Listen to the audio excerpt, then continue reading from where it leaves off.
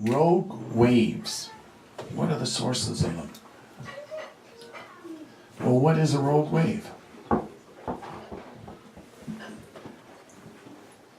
This is a very unusual wave that can come in anywhere from 30 to 120 feet high,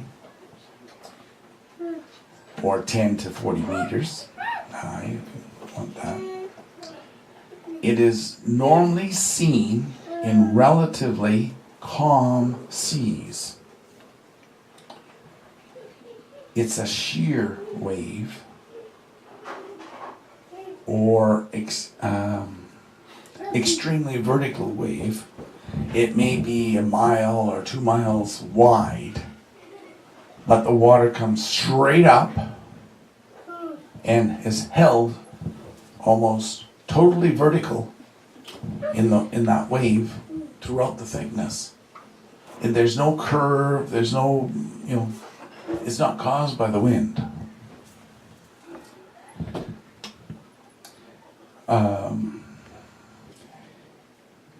This extremely vertical wave comes out of nowhere. Basically, it just appears and quickly breaks down. It lasts 3 to maybe 8 minutes. And it can travel short distance at between 40 to 200 knots per hour. This whole big wave that's, just up and moves. A ship has no defense against it. When it's a tsunami, they can face into it, and because a tsunami wave has a curve to it, there's a 40 to 50% chance they're going to survive it if they can head straight into it at high speed. But you can't do anything against a sheer wall of water. And for the longest time, scientists said that there's no such thing. There's no way this could happen. It's a figment of drunk sailors' imaginations when they see these things. But, as we were saying, normal waves and tsunamis are a captain can head his ship into and survive. The odds are, 40% they can survive it. But a rogue wave generally has a 100% fatality rate when it comes. Where are rogue waves found? All oceans, seas, and large lakes have experienced rogue waves.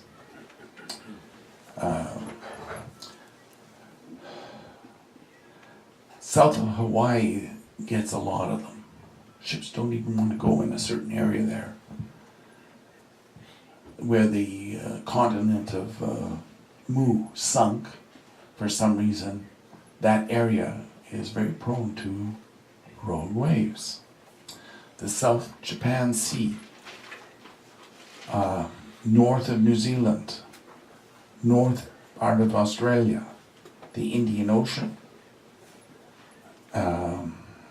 west of Spain, the northern part of England, and in the Bermuda Triangle, rogue waves are very common. There's other areas where they show up, but not very often, not as often. They have been seen in Antarctica, where a rogue wave lifted a block of ice out of the water and across a crack, and it was the size of the state of New York, and made a perfectly straight line when it broke it. That's not natural in nature. Okay? It's not the way nature works. And this block of ice, like they were just amazed. They had it in, I think it was Time magazine. They showed pictures. Unbelievable. It was just so straight for miles. For miles and miles, this thing broke off in a perfectly straight line. How's that possible? What caused it?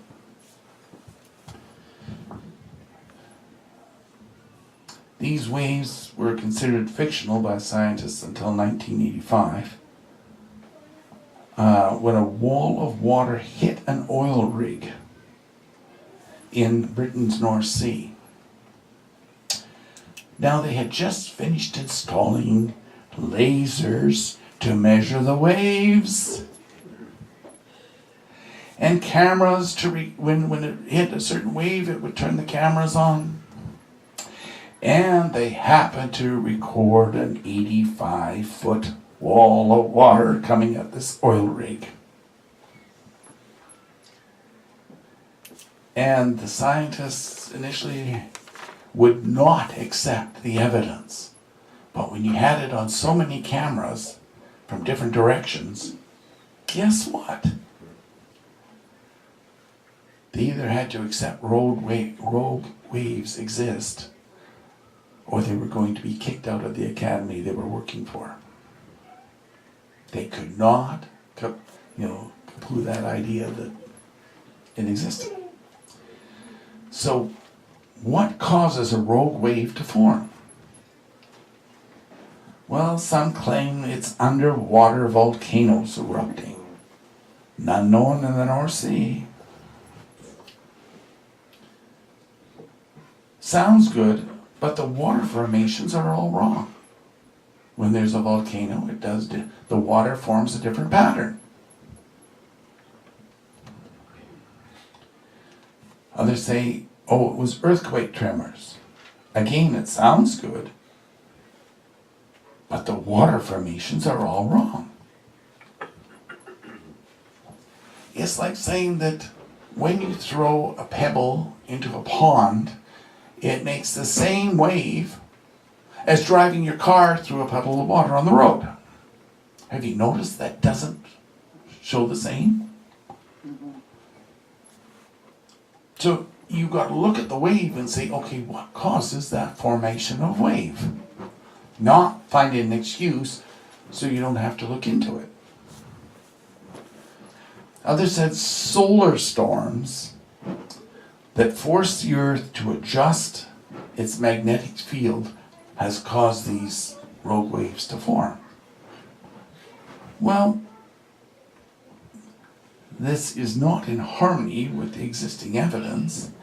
And what do you do when there is so many rogue waves appear over a month and there's no solar storm?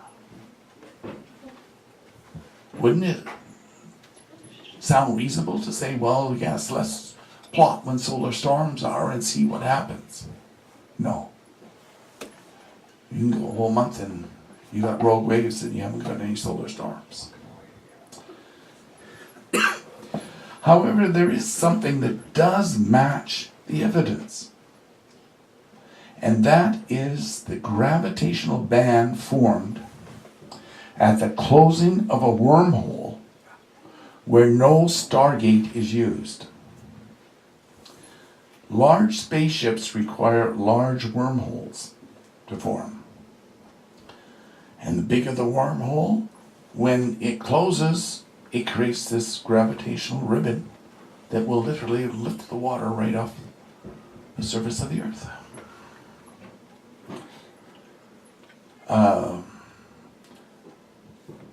Wormholes require gravitational vortexes to form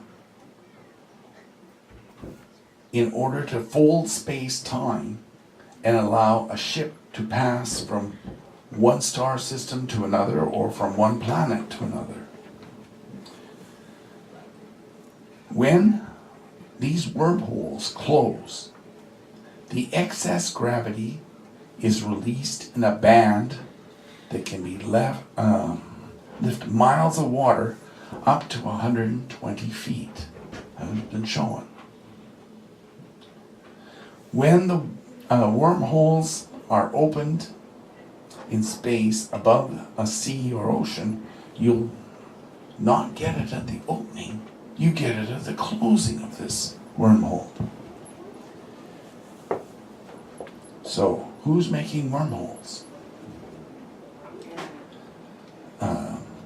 Places where old deactivated stargates existed in the history of man, or history of the world,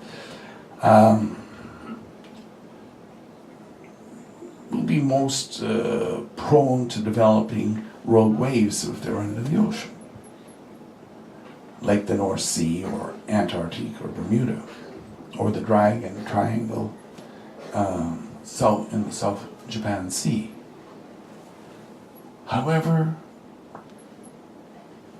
where's the current ones coming from? Those are old source lines. How are we getting them now? Well, the US is now using wormholes to travel to Mars from the moon.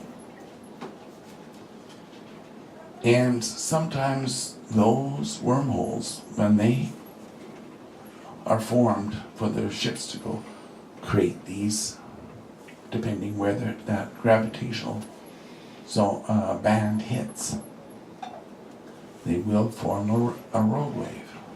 That's why you get them sometimes in the middle of the lake, like Lake Michigan, Lake Superior, are famous for getting these 30-foot rogue waves that just appear out of nowhere on a calm sea with no wind.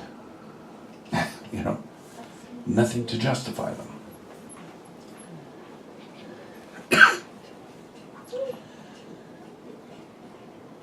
Now, because the US uses these small triangular ships to do their transport between Earth to the moon and moon to Mars, they produce these small rogue waves that just come, that are noted all over the place.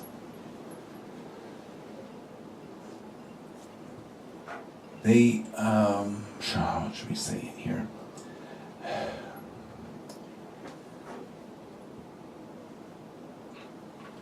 When they started traveling using the bending of space, it only takes them a few minutes to get from Earth to Mars. But every time they open it, they're disrupting the normal gravitational flows of things. So most of the ships that are used by the United States are small. They're only like 150, 180 feet across. And not like some of the big ones that are talked about in history by the Hopi Indians and Olpec writings and things like that. Or even the Mayan, people, descendants of the Mayans still have talks about these great city ships that would take up to 20 days just to walk around the outside of them. And so the small size city ships. But they also have legends of the great waves when these things moved or left the earth, the great walls of water that would be formed. So that produces more things for them to examine, because when you have these waves, it's going to disrupt commerce on the seas. So if they're not using them wisely, we could have some major economic disasters form because of it. Now, forming these wormholes can cause other types of damage.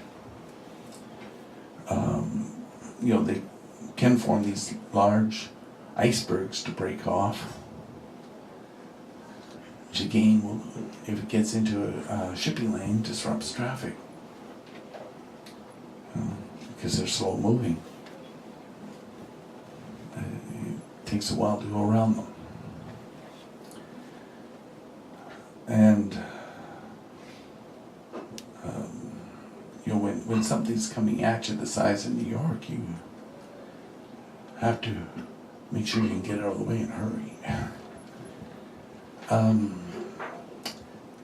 The next thing that needs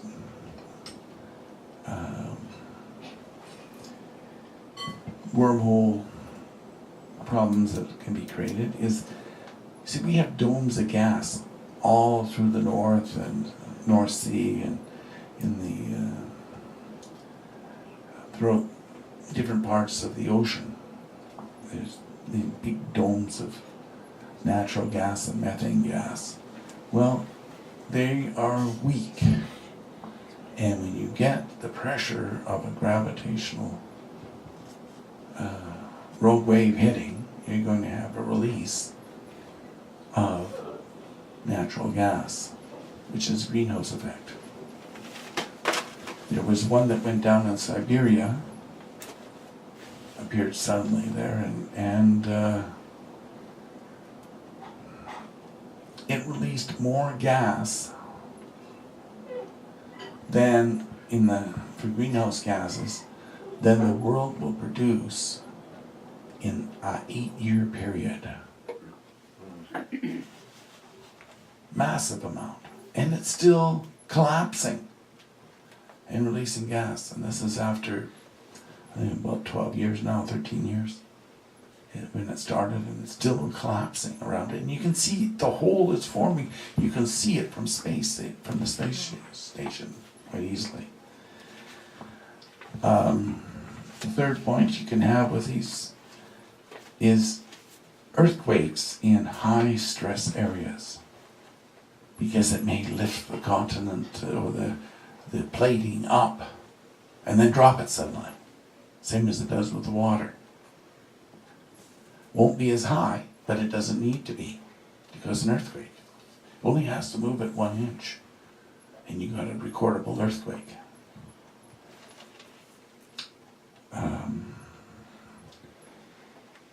There's times, I'm told, that the state of Florida will shift up and down by 4 feet.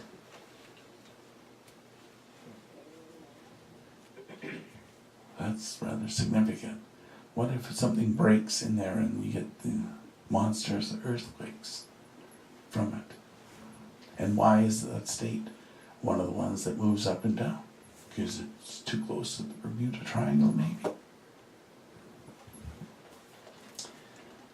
Number 4 is volcanoes. You can have, shall we say, life killer volcanoes form. One of the big ones that make St. Helens look like it was somebody just striking a match in the next day, compared to what these things like Yellowstone or the ones in Indonesia. They could be set off. Even they have seen activity in dormant volcanoes when they're close to where the rogue waves are hitting. All of a sudden there's activity in them. Things that haven't been active for 1,500, 2,000 years.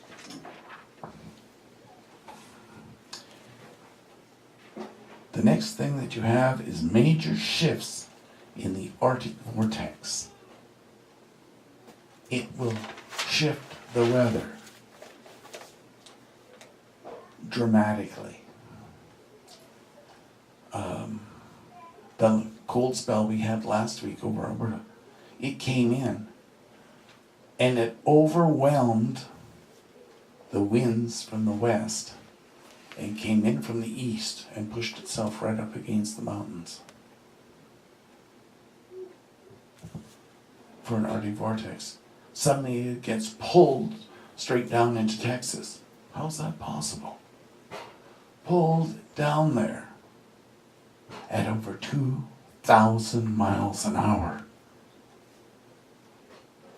What happened? What would cause that?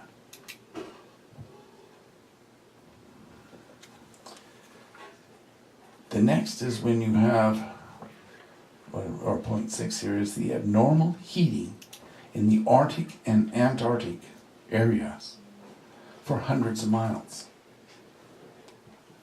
You see, when you start a vortex and it's above a pole or near a pole, you can have one side of the, let's say, the Antarctic continent getting extremely cold, the other side heating 18, 20 degrees Celsius above what would normally be seen. And that's exactly what you got going on right now. Because it picks the air up from one side and drops it on the other. And when you compress air, what happens? It doesn't cool. Okay? It heats up. So, we pray that these guys that are using the wormholes will learn about the use of the controlled Stargate, form them, use them, so that the gravitational band doesn't hit the Earth and bring about its destruction.